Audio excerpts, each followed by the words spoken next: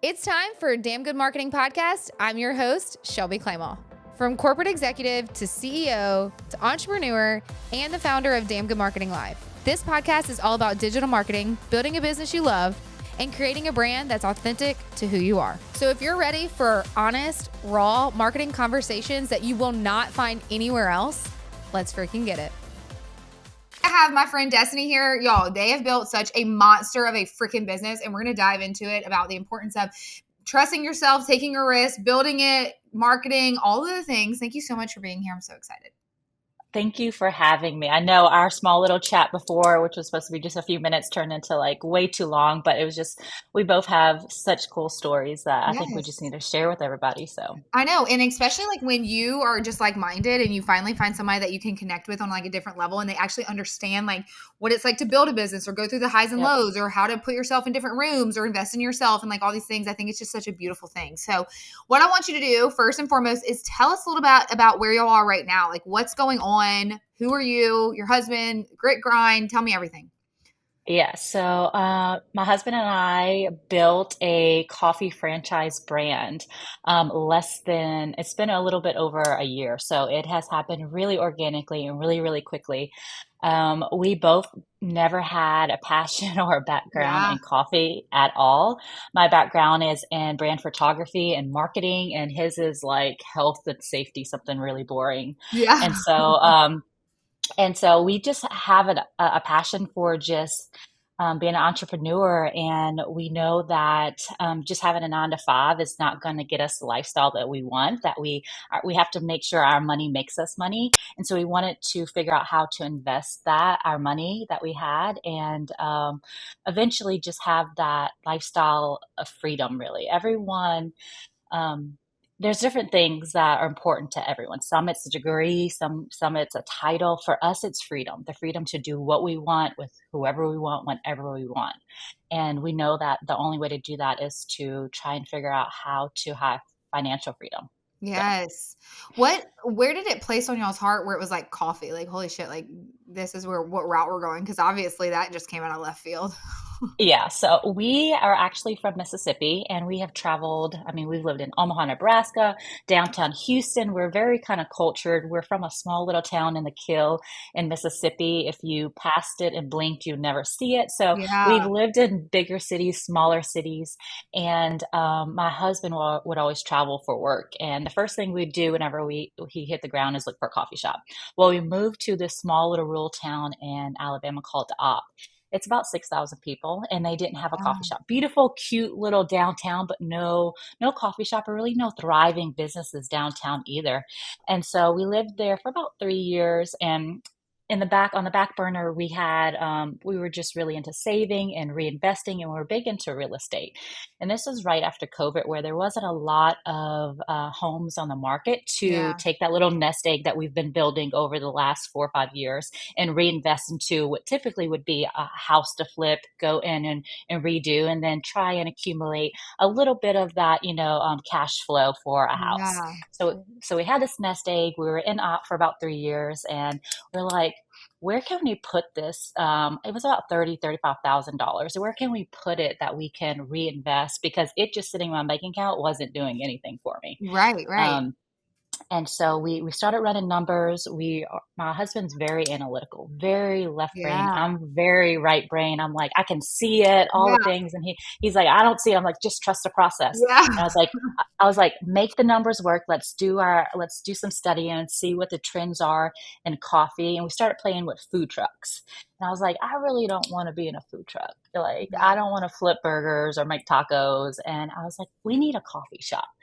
And I was like, I think this little downtown would be so beneficial, because at the time I had a lot of branding clients, and Yeah. we'd have to meet at the Mexican restaurant to sign deals or talk business, and which is all great until you got to leave and you smell like a fajita, and Yeah. then Yeah.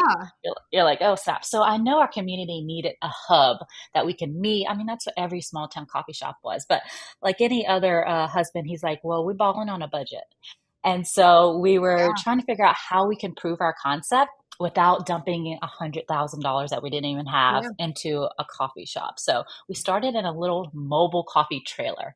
And this thing shot off. Like if you can solve a problem, you can usually make a profit. Like Yeah. there's some kind of compensation to be there. Yes. And I think we felt that need for that small little community, which I is love pretty that. cool. And now, okay, so give us the year for that. Was that obviously, was it COVID or after COVID? It was 2022, August 2022. So it And was how a few many years after COVID. franchises do you have now?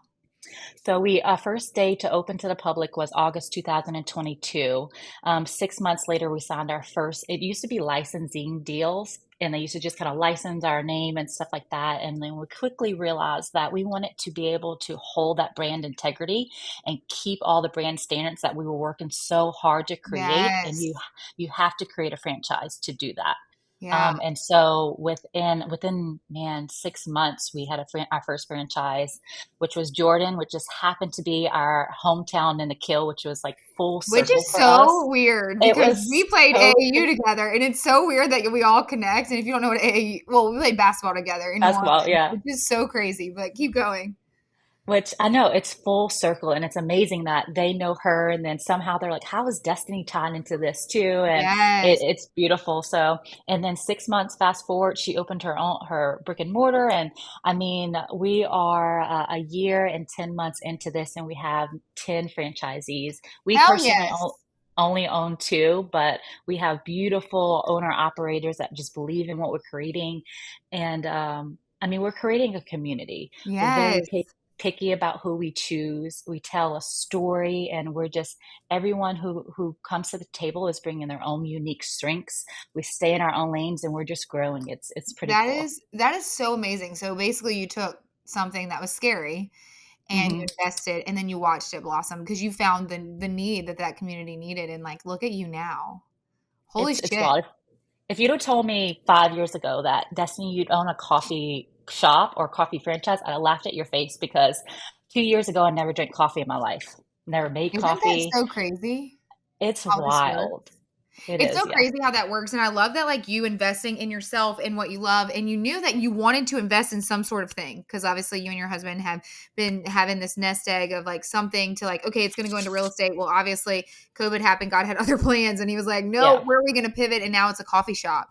Yeah. What advice would you give someone that is wanting to invest in themselves or into a business that it is scary? So, like, I don't wanna, like, minimize the scary aspect, but what helps you through that, especially with your husband being like balling on a budget, frugal, not a risk taker Hmm. as big as you. So, like, Yeah. what would you give someone listening to this advice wise on how to get through situations like that?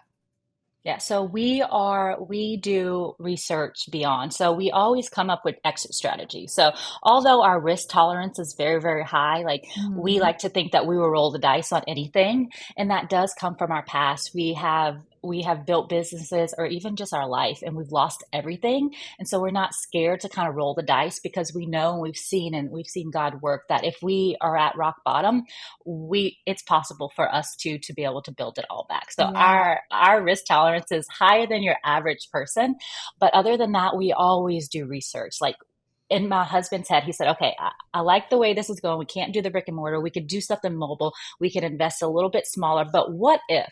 What if this Yeah. town is like garbage is crap? We don't need coffee. We can go to Hardee's or whatever. We can sell the trailer, liquidate all our assets. We might be out a couple $1,000s in a few hours of our time. So we do have strategic, smart backups just in case, and it does help. But I rely heavily on just our risk analysis in the background of being able to take chances. I've been an entrepreneur my entire life. The last time I had a job, I think it was in my freshman year in high school. Yeah. My husband says I have an authority problem, but I don't know. I think that's just most You're entrepreneurs. just born with blood and entrepreneurship. You know what I mean? Right. And then he's had a cushion 9 to 5. And so when we started this journey in August, we quickly realized that it was going to take everything that we had attention wise. And so within a year, he quit his 6-figure corporate job, and I love that. we just went all in. And I think it was because we had proven numbers. We knew that coffee is the second highest sold commodity of the world, so Yes. it's not like it was something trendy. We did that research. We made sure profits numbers were good. And I have a feeling a lot of small businesses these days, unfortunately, they don't do those. They don't break down how much it costs to run a business. Even with Yeah. photography, I mean, you sit at home and you don't think about the internet you use or your website or your office space or the AC. But if you break down your cogs or the cost of how much it actually costs to run a business, and if you could figure out how much it costs to do something and you find that fine line where you can make a profit, you're going to be successful. But a lot of people don't. And then they're just working in their own job as a hobby and they're not making any money They're not doing making it any either. money.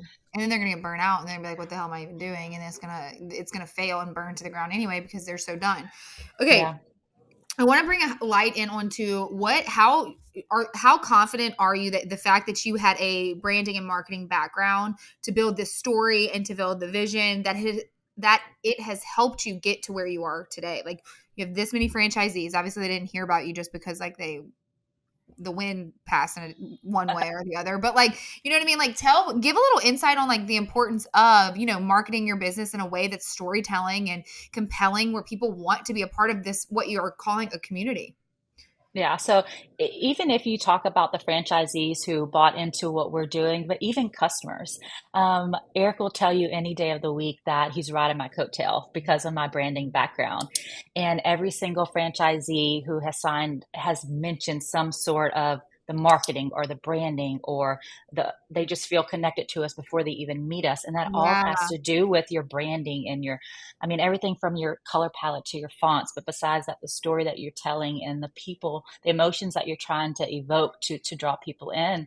And at the end of the day, of course, we want to draw customers in with coffee, but we're a franchise now. And so I'm trying to find other like-minded entrepreneurs to buy into what I'm essentially trying to create. And that's an experience for customers too, and really freedom for them as well.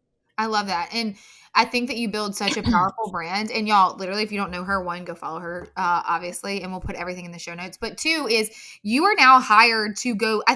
When you reached out to me, because they're coming to DGML. So if you're coming to DGML, like you can meet them. But you were in either New Orleans or somewhere else, but you were speaking on a stage with your husband. And so you have gotten to the point where you're now speaking on stages, sharing your story, sharing your journey.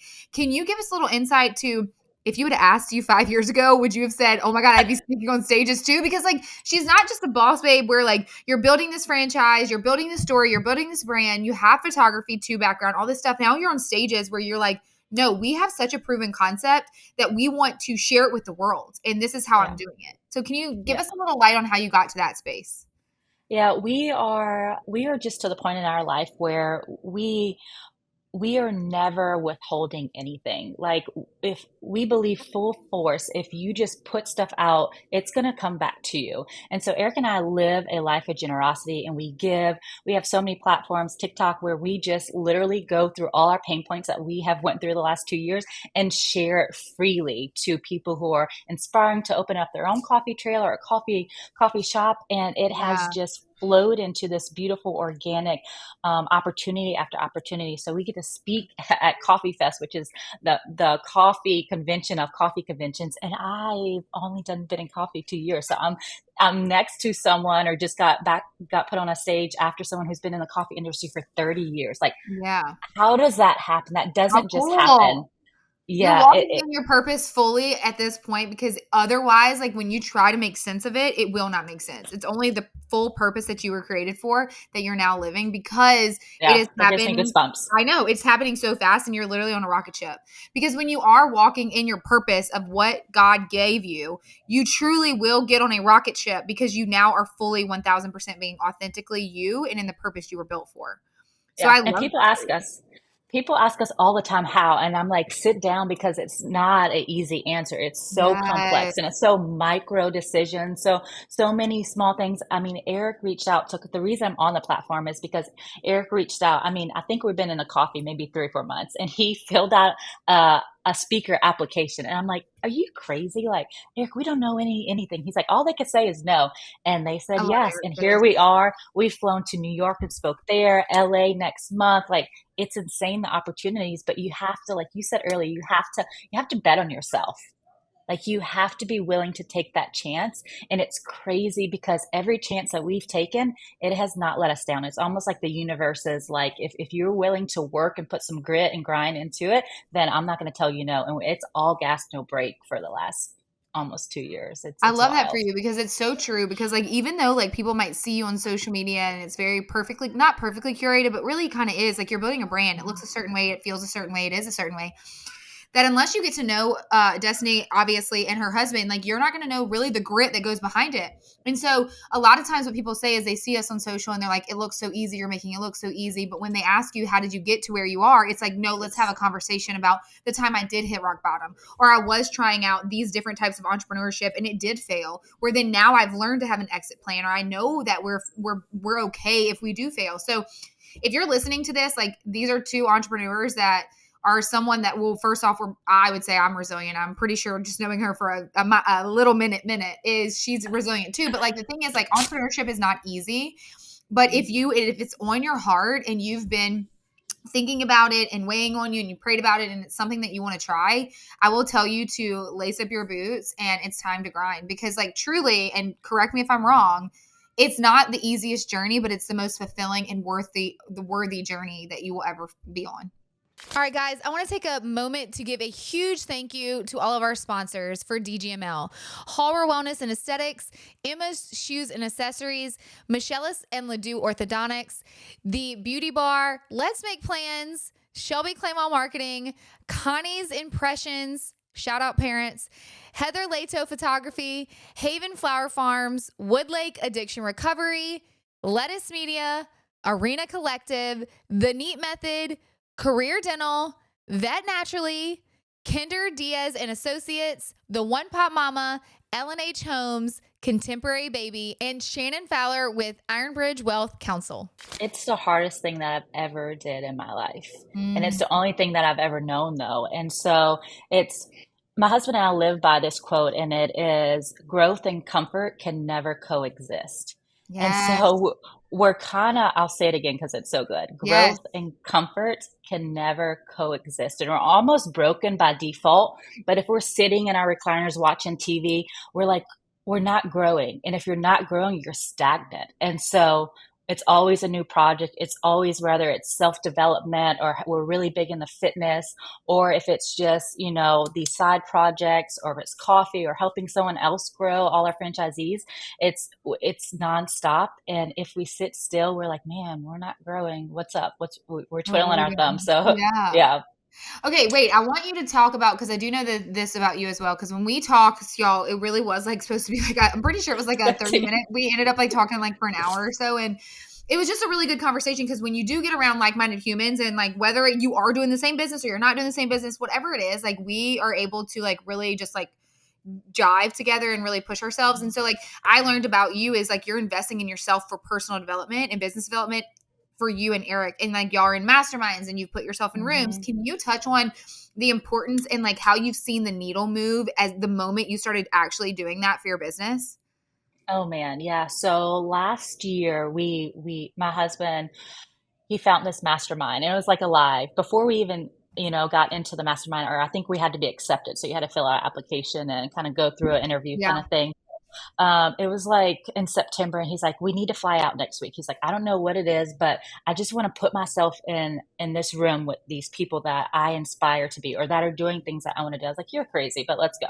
So we randomly flew out, got so uncomfortable. I think it was in Dallas, Texas, Yeah. walked into this place where we didn't know a soul. And then of course you've got tons of salespeople there. I like to think an introvert. He's a unicorn butterfly extrovert. And so we balance each other, and I'm like, this is insane, Eric. And so we get in there, and then all of a sudden, I don't know, it was just like you said, it's energy. That's what it is. And you feel an energy from another entrepreneur or another person, and then it just blossomed. And we said, I don't know what they're doing, but we need to be a part of it. And so from that part, we sat in the back, kind of laid back, and then someone reached out to us actually and was like, hey, we've seen you guys kind of interacting your chemistry. We'd love to for you guys to be part of this. And man, when we left there, we started, it was like guns ablaze. And we started a podcast, we started a YouTube channel, like all these different things that just, we were so on fire to just grow. And honestly, all those things were just resources for other people. We were doing podcasts and videos and YouTube just to share what we've learned and our burdens along the way to hopefully just inspire, give hope to someone else that's doing what we're doing or just entrepreneur life and show them a little bit of insight of what we're doing. But putting yourself in rooms with people who you inspire to be or just high functioning people, because we're from a small town and I'm not gonna lie, like Yes. we're probably the only other high functioning people is just Eric and I to push Yeah, off and a few people in our gym. But other than that, it's a lonely world. And it is. so whenever you make connections with people who share those pain points or whatever it may be, growing pains, or how do you get past making six figures and move on to those multiple figures, and they've been there and they've done that, you grow at a alarmingly fast rate. And Yes. that's where we want it to do. Mhm. Yeah, and I think too, like, especially when you surround yourself with people like that, like, they've been through things that you haven't yet, and Mhm. or you still contribute to the conversation, y'all. So it's not like you going Oh in yeah. excited where they're gonna say something to you because you have other experience they might not have. And so masterminds that I've been in, like, it blows their minds somehow. Like, one of them I was in was like, "How did you build a team?" I haven't even started building a team yet. They have multiple six figures and they don't even know where to start. And so, like, it's different aspects and experiences that you have that bring to the table that will then create such a bond with you and that person that it's like unbreakable. Because I'm not sure about you, but like even like masterminds or even events I've gone to, I'm still connected with a lot of the people that I've met that do not live in a small town like me, because small town people think like, oh, they're crazy for chasing their dreams. They love it. They Yeah. look from a distance. They're like, you're inspiring me, but like you're also a little borderline crazy. So I think that investing in your business is something like that's absolutely huge for you to just move the needle in your business. And I've obviously you and Eric have seen this tremendously for even just grit and grind. Oh yeah, it's a non-negotiable for us. Absolutely. It's the relationships that we've made and not just that, the networking. And so it opens up so many doors, and it is scary because we're like, I mean, our masterminds, it's an investment. Let's just Yes, say they are. that. There are a lot of investment. Um, but there's a reason, because if it was $29.99 a month, would I show up to all those Zoom calls? Probably not. I'd probably just get, But if I invest a good chunk of money, you better believe I'm getting every single bit that I need out of that. I'm showing up all ears. I got my notebook. I'm full fledged and I'm growing, which is the purpose usually of that mastermind. And I think Yes. that's why they strategically do that as well, because I mean, there's so many resources when you put yourself into situations and rooms and just networking.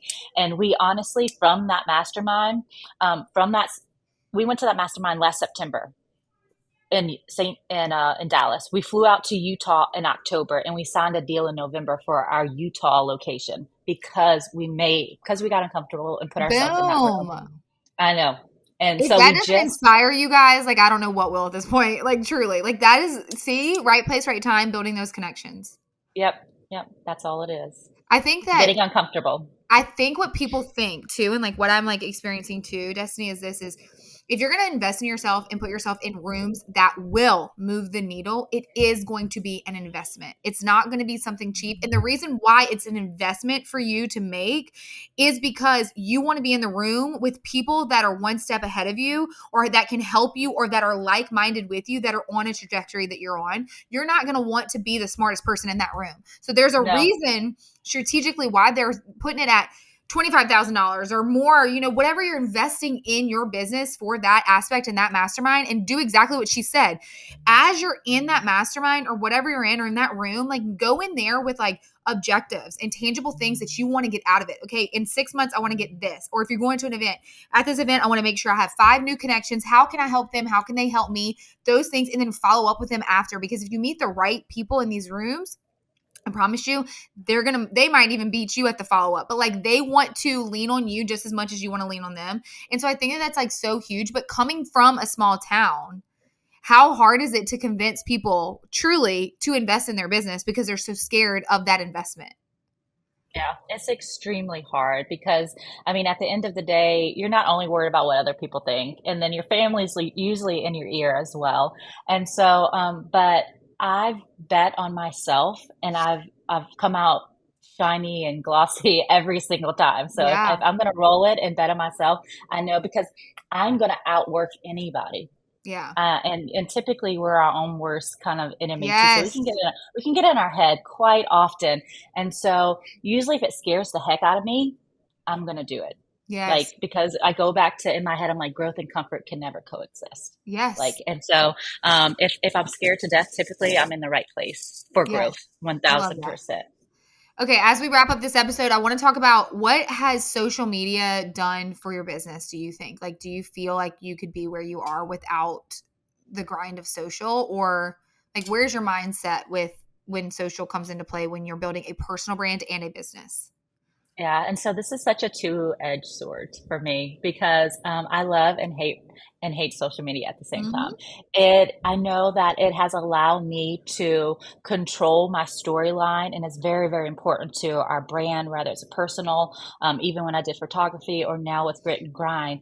It allows other people to come into this little part of what we're creating in this story. Yes. But at the same time, we have to be very strategic of what our story is, Yep. and we have to make sure that we're putting it out there. So if you go follow us, we have a lot of stuff of building out our first trailer, building out our coffee shop. Like, we show the highs and the lows because that's what I want people to buy into us. I want them Yeah. to see, I mean, our name is Grit and Grind. It's not, a cup of joy or whatever, Yeah. because then I would just show all the happy stuff.